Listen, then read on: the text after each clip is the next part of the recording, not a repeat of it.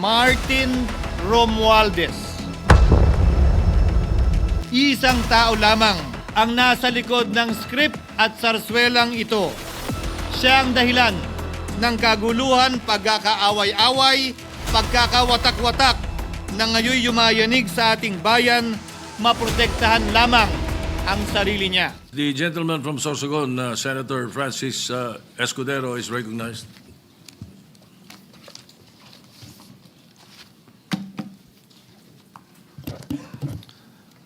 Thank you, Mr. Senate President. Thank you, distinguished Majority Floor Leader.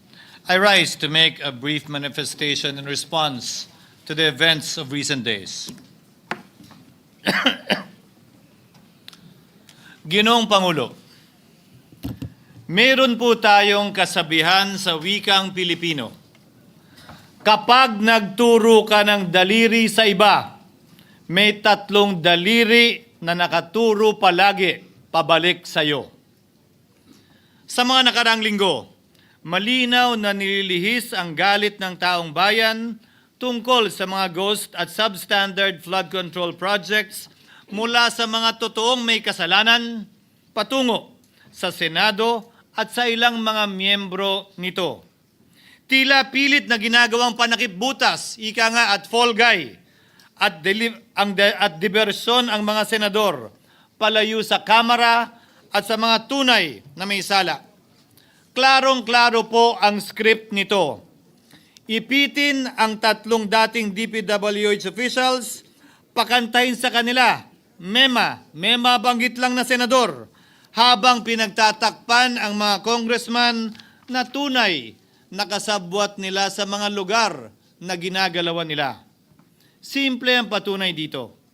Kapanipaniwala ba na wala silang kinausap na kahit isang congressman nakaupo na totoong may hawak ng mga distrito sa lugar na ginalawan nila sa hinaba-haba ng testimonya nila dito o sa Kamara?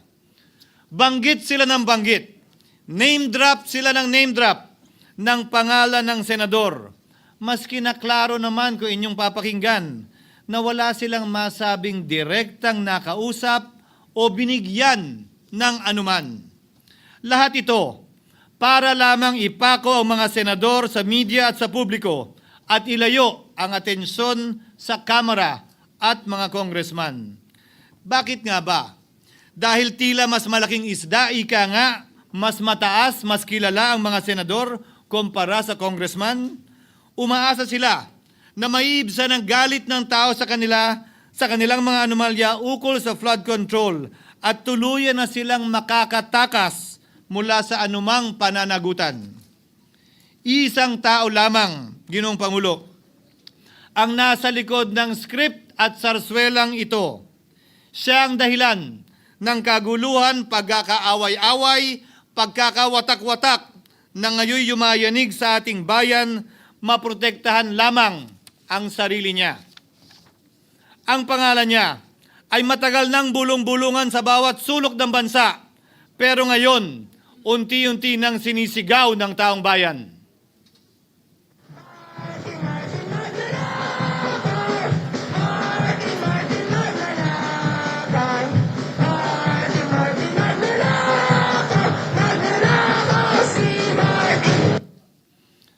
Pero Ginoong Pangulo, minamahal kong kasamahan, bakit tila sa Kamara, dito mismo sa Senado at sa ilang media ay hindi pa din nila kayang sambitin ang pangalan niya?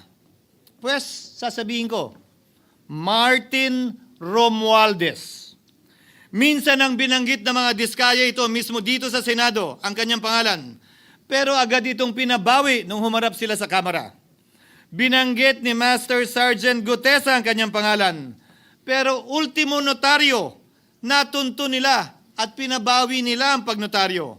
Buti na lang, huli na't nasabi na niya ang pangalan ni Martin Romualdez na pinanumpaan dito mismo sa ating Blue Ribbon Committee. Hindi ba't si Ginoong Gutesa hindi ba't si Sergeant Gutesa lamang ang bukod tanging testigo na walang kinalaman, hindi sangkot sa flood control issue, walang hininging immunity, deal o proteksyon, kapalit ng kanyang pagtestigo. Siya ang kauna-unahang nagtestigo na personal na naghatid ng pera sa bahay mismo ni Martin Romualdez. Ang salaysay niya, Ginoong Pangulo, ay kumpirmasyon ng matagal nang isinisiwalat ni Congressman Chanco at Mayor Magalong kung sino ang ulo sa paglilimas sa kaban ng bayan na ating naririnig na rin. 13,803,693 with Congressman Saldico as proponent. For the record, ang binabanggit po nating Representative Elizalde, siya po yung chairman ng House Appropriations Committee. Walang kaduda-duda yan. Ito nga, hirap na hirap silang banggitin pa yung isa sa mga mastermind nila dyan, si Saldico, hirap na hirap pa silang banggitin. May isa pang mas mataas sa kanya? Hindi naman gagalaw yun kung walang... Siyempre, hindi naman gagalaw yun kung walang pahintulot yung mas mataas sa kanya. Just the House Speaker.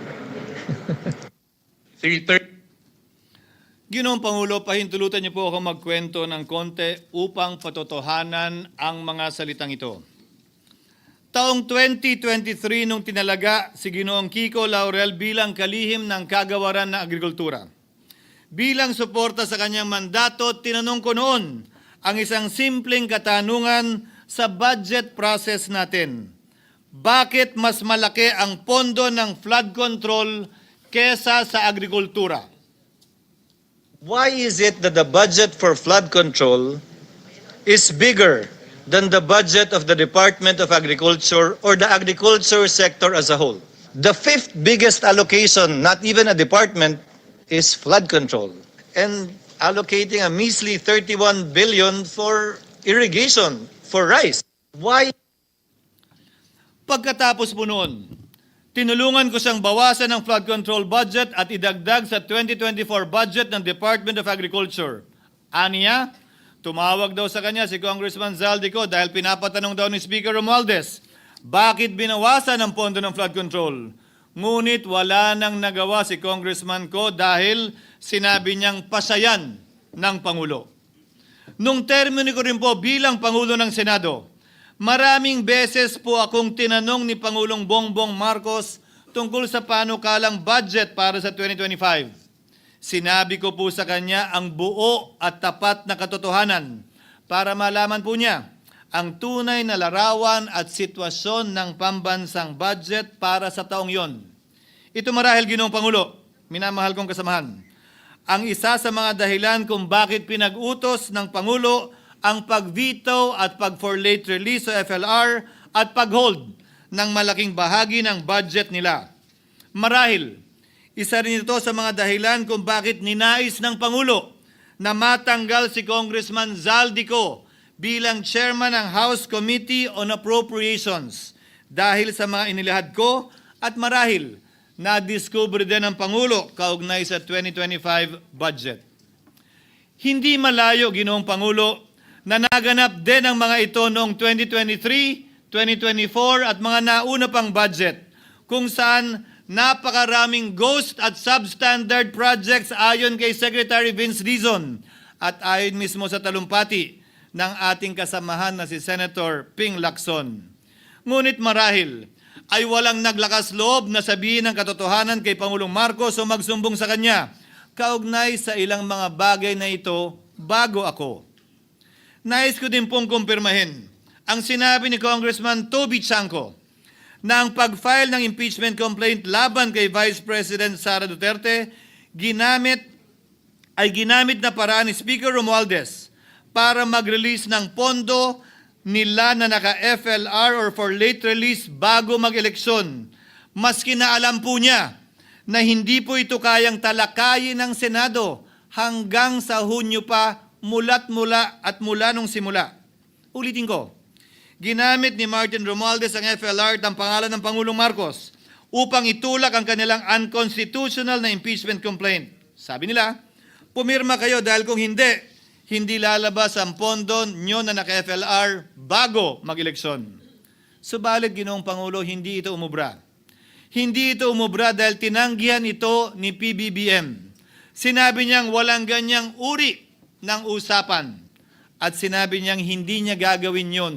Kaya't hanggang ngayon, nananatili pa rin for late release ang mga questionableng pondo nila. And that is why, Mr. President, distinguished colleagues, at the height of the impeachment controversy and amidst the passion of some sectors to remove the Vice President at all costs, I urged prudence and level-headedness because I knew that greed and not accountability was the reason behind it. In the end, Mr. President, the Supreme Court vindicated us. The Supreme Court vindicated us by saying, among others, quote, "There is a right way to do the right thing at the right time. This is what the rule of just law means." Close quotations. Ginoong Pangulo, sinisi po sa akin ni Speaker Romualdez ang pagkakatanggal kay Congressman Zaldico. Sinisi po niya sa akin ang pag-FLR or for late release ng kanilang mga proyekto.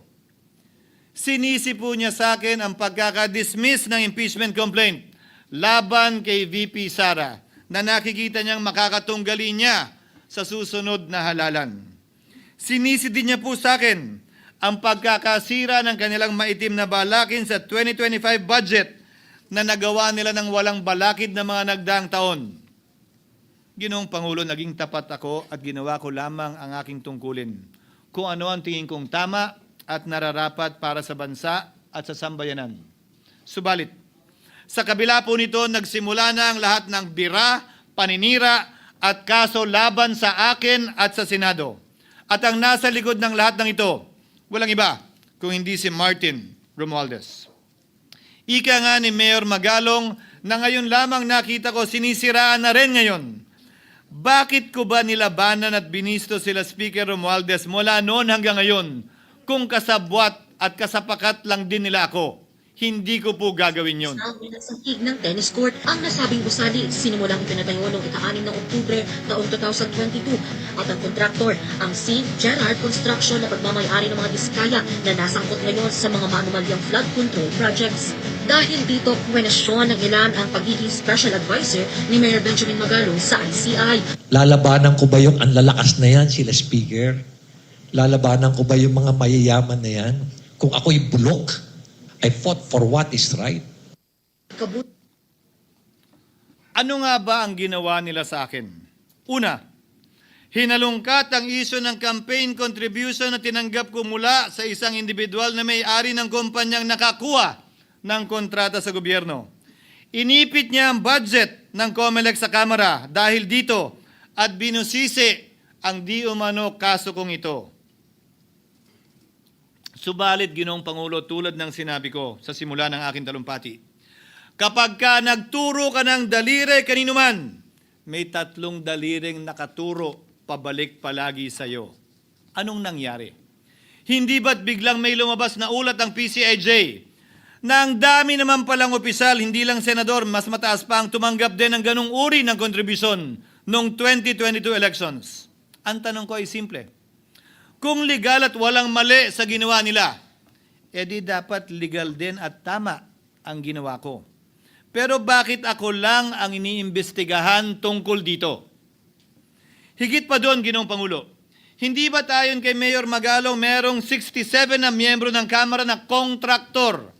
Ito po ay mga miyembro ng Kamara na may construction firm na nakakuha ng kontrata sa gobyerno. Kung bawal talaga ito, ibig sabihin ba niyan, bawal na nilang gastusin ang sarili nilang pera para sa kanilang sariling kandidatura? Bakit hindi din binubusisi yun? Bakit hindi inaalam yun? Ako lang talaga?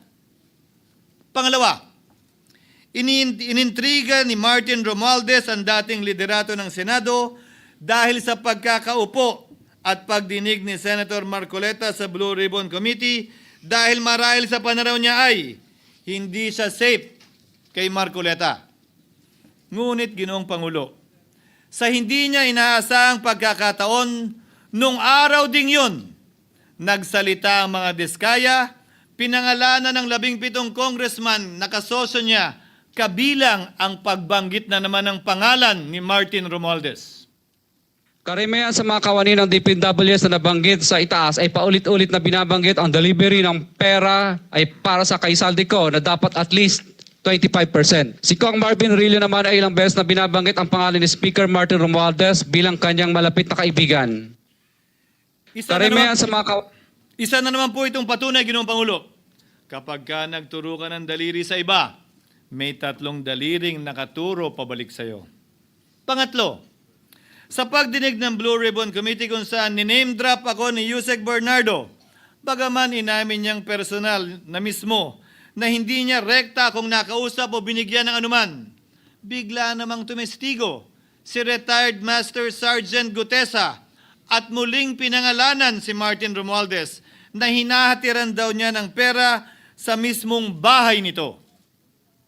Ang bawat malita ay may lamang humigit kumulang 48 million pesos.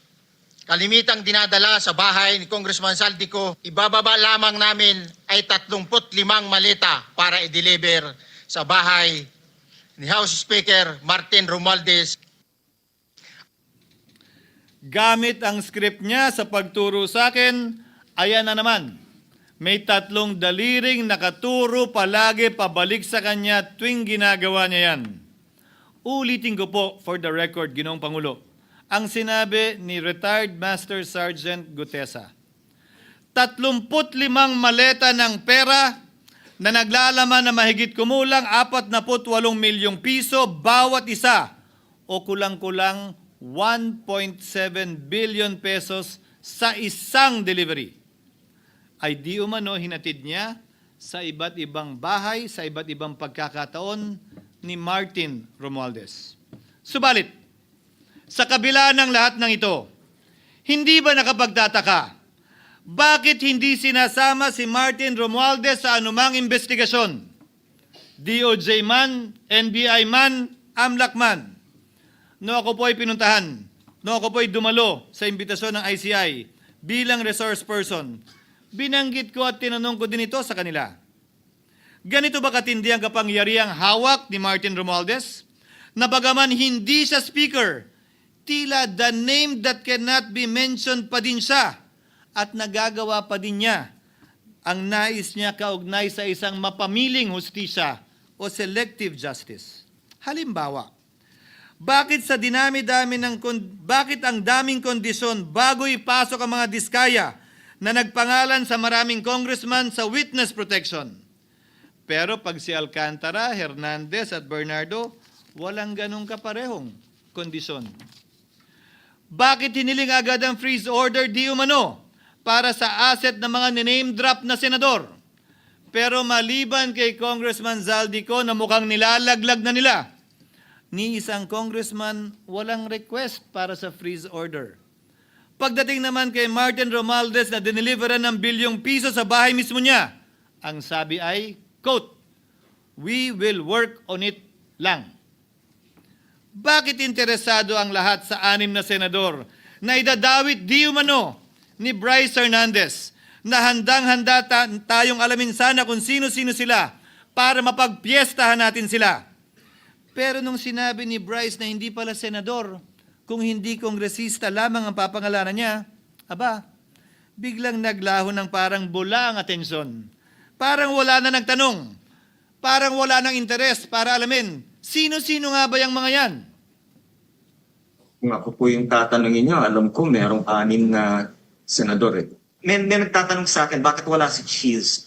And my answer to that is, I'm almost sure, no, probably hindi ma-mention si Cheese simply because walang insertion doon. Si Sa Bulacan. Escudero, wala doon. Hindi po senador yung laman nung computer ko. So fake news yun, ha? May 6 na senador na nunumbrahan mo daw. Mga congressman yung nasa computer mo. Yes, yung nasa computer ko po, congressman po. Okay, thank you.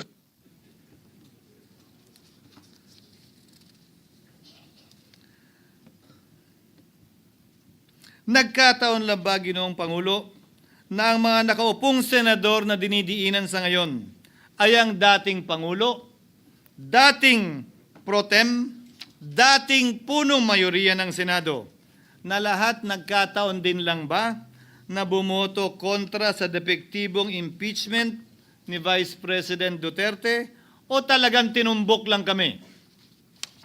In other words, Mr. President, Are we truly for transparency and accountability, or are we merely offering a politically convenient sacrificial lamb in an attempt to appease the rage of the people? What is painful, Mr. President, is that along the way, reputations have been disparaged and tarnished. Innocent persons have been implicated, and the Senate is slowly but surely being destroyed. Nagkataon lang po ba na ang lahat ng ito o ito'y sumusunod sa isang script, direksyon at basbas ni Martin Romualdez? Sa kanyang script na naglalayong ilihis ang galit ng bayan mula sa kanya at sa mga kasabwat niya at ituro ito sa Senado at mga senador. Ginoong Pangulo, ang script at sarswelang ito ay di uubra dahil napakalayo po nito sa katotohanan. Napakasama sa panlasa at tinitiyak ko sa inyo, hindi po ito matatanggap at lulunukin ng sambayanang Pilipino. I've been in public service for 27 years. I've never been accused nor charged with corruption. This is the sterling record which they are trying to tear down, and I tell you, they will not succeed. I will defend myself, Mr. President, against these malicious and false allegations. In fact, I have already filed and will be filing necessary and appropriate charges against my accusers and prove them wrong. And with the help of the Almighty, I will be vindicated and declared innocent, I am sure. Kaya ko po ipagtanggol ang sarili ko, Ginoong Pangulo. Ngunit, Ginoong Pangulo, sino po ang nagtatanggol sa ating institusyon? Kaya't ang aking tanging hiling po sana sa inyo, Ginoong Pangulo, at sa ating mga kasamahan sa Senado. Labanan po ninyo at huwag niyong pahintulutang ang mapamiling hustisya na lantarang nangyayari sa harap natin ngayon. For what is happening now is selective justice and mob justice. Members of the Senate have been thrown off a cliff before the court of public opinion in an attempt to mollify the people's rage, thereby covering up the real perpetrators and giving them a chance to get away. Mr. President, I will not allow justice to be weaponized against the innocent to protect the guilty, because this corrodes the legitimacy of the law before our people's eyes. Wala pong naniniwala, bagkos lahat nagtatanong, bakit walang congressman na kasama sa investigasyon? But what about the other congressmen in Bulacan? Why haven't they been questioned? Called out, yeah. You think that they do not know what's going on? Ginoong Pangulo, mga minamahal kong kasamahan, huwag po tayong sumunod sa script ni Martin Romualdez. Labanan po natin ang script na ito. Pasagutin at imbestigahan lahat ng niname drop at nabanggit, congressman man, senador man at iba pang opisyal, at dapat kasama dito si Martin Romualdez. Ginoong Pangulo, hindi ba natin nakikita na pilit tayong pinag-aaway-away? Mayaman, mamamayan laban sa lingkod bayan, lokal laban sa nasyonal na opisyal, congressman laban sa kapwa congressman, at ngayon, senador laban sa kapwa senador, pamilya laban sa pamilya, Pilipino laban sa kapwa Pilipino. Ginoong Pangulo, tandaan po natin, mas madaling manipulahin at ang nag-aaway at nagkakawatak-watak na bansa. At ito ang eksaktong gusto nilang mangyari. Ito, sa aking paniniwala, ay bahagi pa din ng script at sarswela na nais palaganapin ni Martin Romualdez upang lituhin, guluhin, linlangin at sirain ang ating lipunan at bansa para lamang huwag siyang mabisto. Sana ay huwag nating payagang mangyari ito. Ginoong Pangulo, tulad ng sinabi ko sa simula ng aking talumpati, sa kada mapang-akusa at mapanghusgang daliri na ituturo ninyo sa inyong kapwa, lalo na kung walang basihan, merong 3 daliring palaging nakaturo sa iyo pabalik. Sana po, maging mapanuri tayo. Huwag dali-daling magturo at maghusga dahil lamang sa napakinggan. Huwag tayong sumabay, kumampi, at magpadala sa script at sarswela ni Martin Romualdez. Kung kayo ay kakampi ni Martin Romualdez, pues sumunod kayo sa gusto nila. Una, maniwala kayo sa mga sinasabi ng testigo niya na nagtuturo lamang sa mga senador. Pangalawa, ibuhos niyo ang galit niyo sa Senado at ng mga senador at palayo kay Martin at sa mga congressman. Pangatlo, pagdudahan at sirain niyo si Sergeant Gutesa na bukod tanging hindi nakinabang at walang bahid at hiningi anumang kapalit sa pagsabi ng katotohanan. Pangapat, huwag niyong payagang mabanggit man lang ang pangalan ni Martin Romualdez. Panglima, huwag niyong payagang ipatawag si Martin Romualdez sa anumang investigasyon. Pang-anim, huwag niyong payagang imbestigahan si Martin Romualdez at mga kasamahan niya saan mang lugar.